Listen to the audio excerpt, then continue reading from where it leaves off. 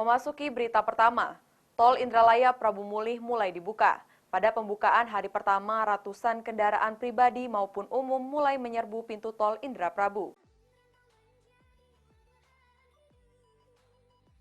Hari ini 15 April, Tol Indra Prabu resmi dibuka secara fungsional selama arus mudik dan balik Idul Fitri 1444 Hijriah.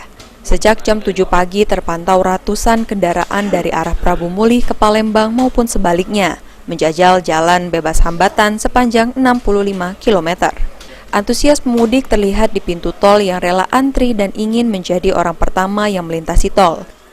Dari pantauan tim liputan PAL TV, pemudik yang menggunakan jalan tol Indra Prabu didominasi tujuan Kabupaten Muara Enim, Lahat, Empat Lawang, dan Batu Raja.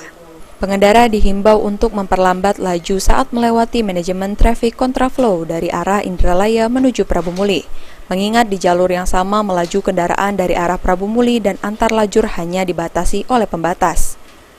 Bagi pemudik yang ingin melintasi tol Indra Prabu, pastikan memiliki kartu tol dan mengisi bensin full kendaraan. Pasalnya di sepanjang jalur tol belum dibangun pom bensin.